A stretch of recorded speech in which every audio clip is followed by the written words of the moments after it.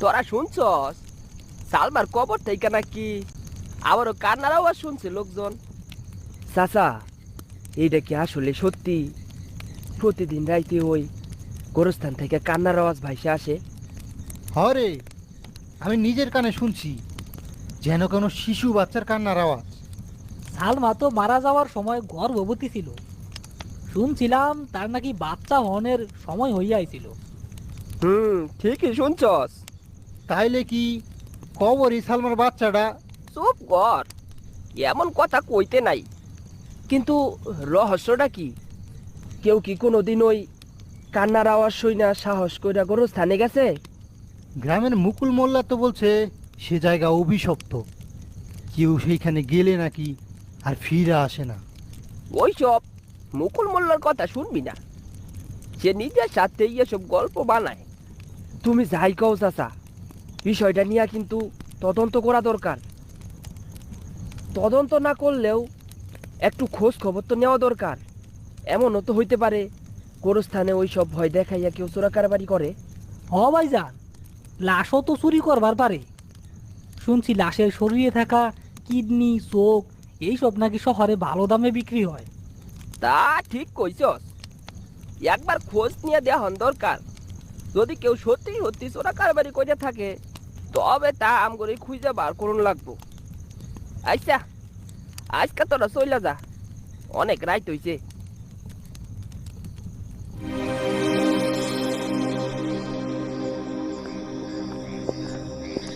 বুঝলি হাসেম, সালমার মৃত্যুর পিছনে একটা না একটা রহস্য লুকাইয়া আছেই।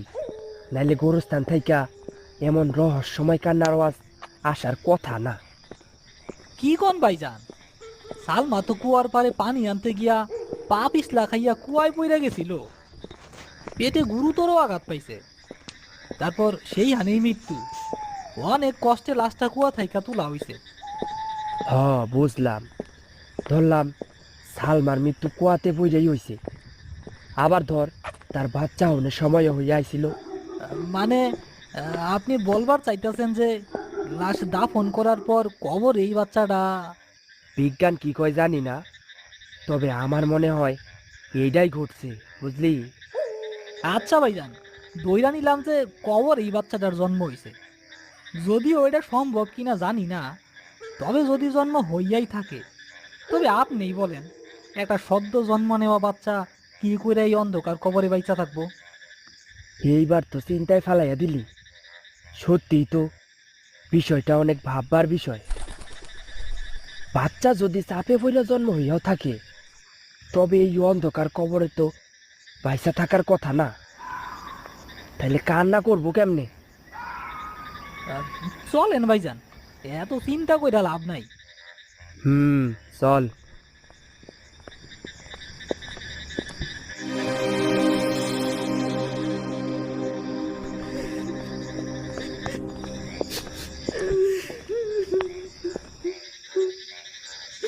বাবা ভাইজান, শুনতে পাইলেন? হ, কিন্তু এটা তো কোনো বাচ্চার কান্নার আওয়াজ না। শুই না তো মনে হইতাছে কোনো মহিলার কান্নার আওয়াজ। হ ভাইজান, মনে হয় কেউ বিপদে পড়ছে। চলেন তো একটু সামনে যাইয়া দেখি। হ হ, চল।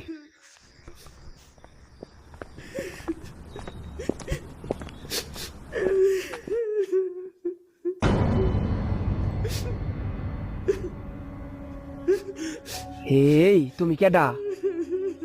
এইখানে বসে কান্না করতেছ কেন? এই, কথা কও না কেন? শুনো নাই ভাইজান ডাকলো তোমারে?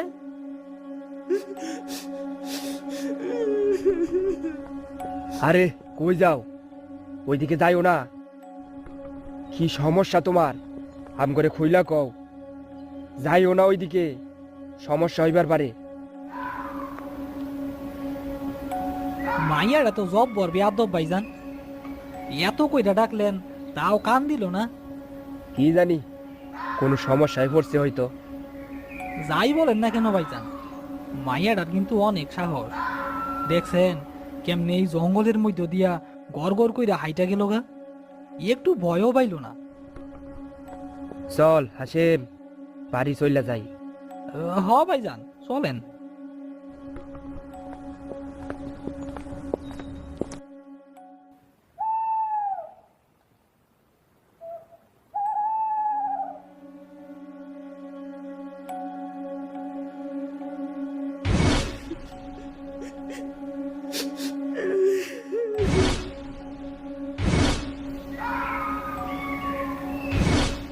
না, এইসব ভাইবা লাভ নাই। সকালে অনেক কাজ করন লাগবো, ঘুমাইয়া যাই।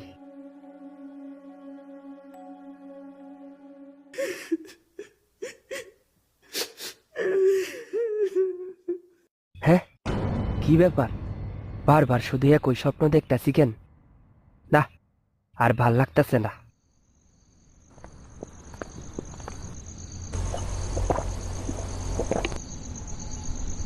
তখন ওই মাইয়াটা এখানে অমন করে কান্তাছিল কেন? আর জঙ্গলের মধ্যেই কই উদাও হইয়া গেল। কিন্তু আমি ওইসব ভাবতাছি কেন? আমার এমন অস্থির লাগতাছে কেন? কেন যেন মনে হইতাছে আমারে ডাকতাছে ওইখানে। না, একটু বাইর হইয়া দেহি তো।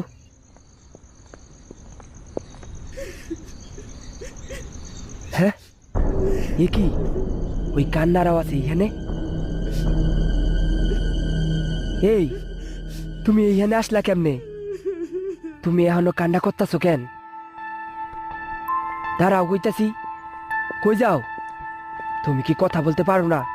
দাঁড়াও, এইবার কিন্তু পালাইতে পারবা না। দাঁড়াও কইতাছি।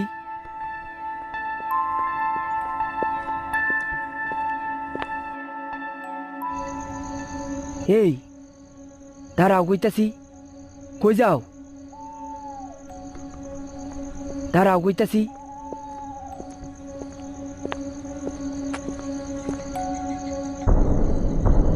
হাসেম, তুই এখানে? ভাইজান, আপনার ওইখানে নিয়ে আইছে? আমারেও নিয়ে আইছে মানে? তখন যেই মাইয়াটারে কানতে দেখছিলাম, ওই মাইয়াই দেখি আমার বাড়ির সামনে আইসা বইসা বইসা কান্না করতাছিল। তারে জিজ্ঞাসা করলাম, কিন্তু কোনো সাড়া দেয় নাই। তার পিছন পিছন আমি এইখানে কেমনে জানি চইলা আইছি ভাইজান। আমি জানি না, আমার এইখান থেকে নিয়ে যান। হাসেম, ভাইজান,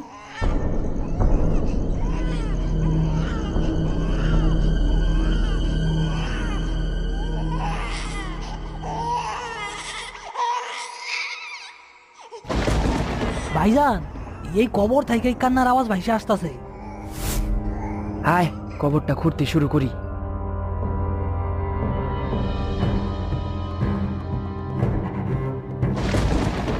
ভাইজান, এটা কি? হে কি রে হাসেম? এ তো দেখি সদ্য জন্ম নেওয়া একটা বাচ্চা এখনো জীবিত আছে।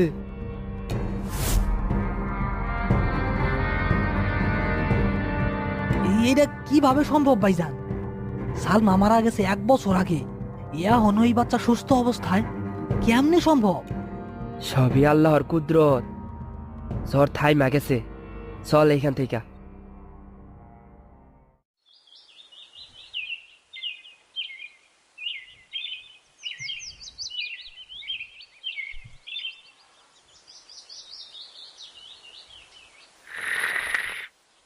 রতন ভাই, খবর শুনছেন? কেন রে, আবার কি নতুন খবর বাইরিল? কি কন, খবর শুনেন নাই?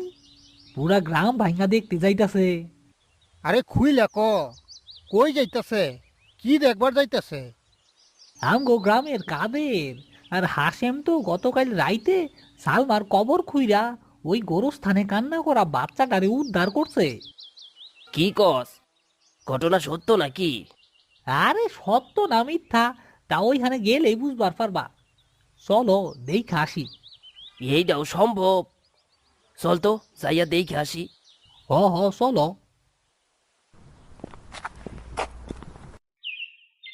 আশ্চর্য ঘটনা ঘটে গেল রে। সালমার মৃত্যু অনের 1 বছর হয়ে গেছে, অথচ অথচ বাচ্চাটা এখনো জীবিত। এটাও সম্ভব? সবই আল্লাহর কুদরত চাচা। আল্লাহ চাইলে কি না সম্ভব।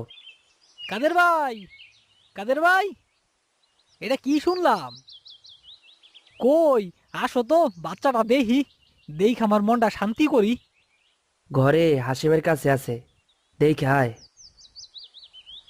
থাক কাদের, চইলা যাই। বাচ্চাটা ওখান থেকে তোদের কাছেই থাকবো।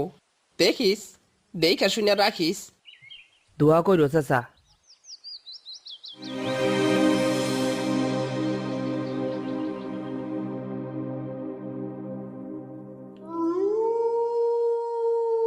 ভাইজান, ভাইজান, কই আপনি? এত চিৎকার করতেছস কেন? কি হইছে? বাচ্চাটা তো খুঁজা পাইতাছি না ভাইজান। খুঁজা পাইতাছস না মানে? বাচ্চাটা কি হাঁটতে পারে নাকি যে হাইটা কোথাও চইলা যাইব? না ভাইজান, কিন্তু কিন্তু কোথাও তো দেখতাছি না। এইখানে এই বিছানায় শুয়াইয়া রাখছিলাম, পুরা ঘর তন্ন তন্ন কইরা খুঁজলাম, কোথাও পাইলাম না। কি কইতাছস এসব? যা যা, খুঁজ তাড়াতাড়ি। না জানি কোথায় বাচ্চাটা, কি অবস্থায় আছে।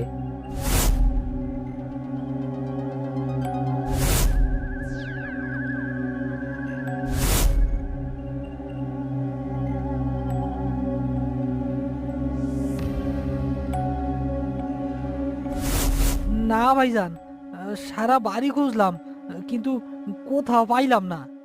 আমিও তো পুরা বাড়ি।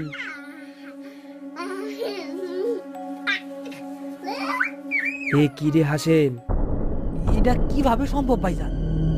বাচ্চা এখানেই ছিল, অথচ আমাদের দুইজনের কেউ দেখি নাই। আমিও তো কিছু বুঝলাম না রে। একটু আগেই তো দুইজন এই জায়গাতে দাঁড়াইছিলাম, কিন্তু কিন্তু তখন তো বাচ্চাটা এখানে ছিল না। হ ভাইজান, এটা তো আশ্চর্যের ব্যাপার হইটা গেল। আমি এই ঘরে খুব ভালো কইরাই খুঁজছি, কিন্তু বিশ্বাস করেন কোথাও খুঁজা পাই নাই। হরে, আমিও তো তাই দেখলাম। আচ্ছা, এয়ারপোর্ট থেকে আরো সাবধানে থাকিস। হ ভাইজান। তোরা ঠিক দেখছস তো? কি কোন মুয়াজ্জেম সাহেব, ভুল দেখলে না হয় আমি একা দেখব, কিন্তু আমরা দুইজন একসাথে ভুল দেখার তো কথা না, বলেন? তা ঠিক, দুইজন তো আর একসাথে একই ভুল করবার পারে না। তা কাদের কই? ঘরেই আছে বাচ্চার সাথে, ঘুম পাড়াইতেছে মনে হয়। ও আচ্ছা, তুই যা তাইলে, কাদের সাথে আমার একটু কাজ আছে। যাইয়া বল আমি ডাকতাছি, আর বাচ্চার সাথে তুইই থাকিস।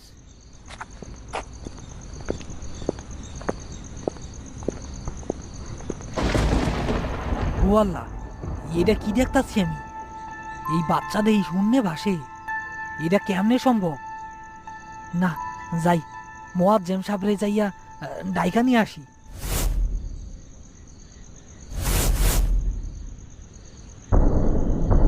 এ কি রে হাসেম, আমি তো আমার নিজের চোখে বিশ্বাস করবার পারতাছি না।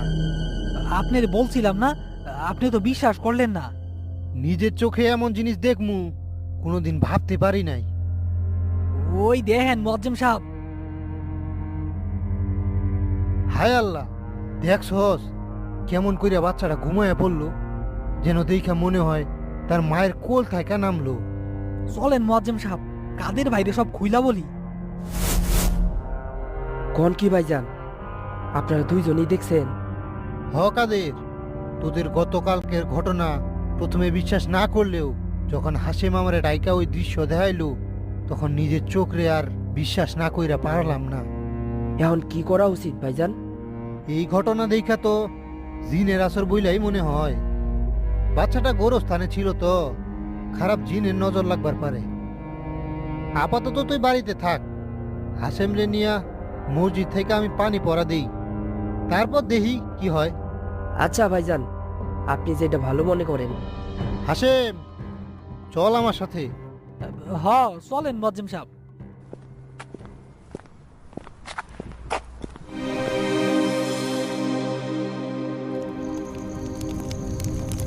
কিরে কাদের, এখন কি অবস্থা তোদের? আপনার পানি পড়া দিয়া আল্লাহর রহমতে আর কোনো সমস্যা হয় নাই। যাক, শুই না ভালো লাগলো। তা হাসেম রে দেখতাছি না, কই গেছে? উফ, কি ঠান্ডা রে বাবা, চারিদিকে কুয়াশায় কিচ্ছু দেখন যায় না। দূর, কেন যে রাত করতে গেলাম। উফ। এই ঠান্ডার মধ্যে আর হাঁটবার মন চায় না। না, এতটা পথ হাঁটন যাইব না। যাই, গোরস্থানের পাশ দিয়া শর্টকাটে চইলা যাই। উফ, কি ঠান্ডা! আহ, হ্যাঁ, এ কি? সালমার কবরের পাশে এটা কে দাঁড়াইয়া আছে? ওর কোলে এটা কি? এই এই, তুমি ওই দিনের ওই মাইয়াটা না? তোমার কোলে এটা কি দেখি? যাইও না কইলাম। তোমার কোলে কি দেখাও আমারে। এই, তুমি আমাদের বাচ্চা পাইছো কই? আর এইখানে নিয়ে আইছো কেন? কে তুমি? আইসকা তোমারে ছাড়মু না। কে তুমি কও কইতাছি? হাসেম রে একটু বাজারে পাঠাইছি ভাইজান, খুব ঠান্ডা তো, তাই আমি আর যাই নাই। হ, ভালো করছস। ঠান্ডার কারণে কোথাও যাইয়া শান্তি নাই। আগুন না জ্বালাইলে তো থাকবারই পারি না। ভাইজান, আপনি একটু বসেন, আমি বাচ্চাটা দেখে আসি কি অবস্থায় আছে। হ হ, যা। তোমার এত বড় সাহস, তুমি আমাকে বাচ্চা চুরি কইরা নিয়ে আইছো আর ভাব ধইরা থাকো যেন তুমি কথাই বলতে পারো না। এইবার আর বাঁচবার পারবা না। দেহ তোমার অবস্থা কি করি আমি। মহাজন সাহেব, সর্বনাশ হয়ে গেছে। কি হইছে? এমন অস্থির হইছস কেন? বাচ্চা কোথাও নাই মহাজন সাহেব, সারা বাড়ি খুঁজে ফেলাইছি, বাচ্চা কোথাও নাই। কি কস? আয় দেখি আমার সাথে। ভয় পায় না হাসেম ভাই, আমি আপনাদের ক্ষতি করব না। তুমি তুমি কে? আমি আমি আর কেউ না, আমি অসহায় বাচ্চার দুঃখিনী মা হাসেম ভাই।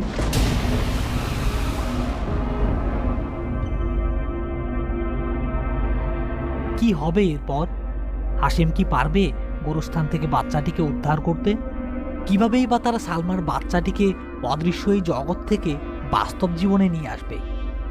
পরবর্তী পর্ব দেখতে আমাদের চ্যানেলটি সাবস্ক্রাইব করে রাখুন আর কমেন্ট করে আপনার মতামত জানাতে ভুলবেন না।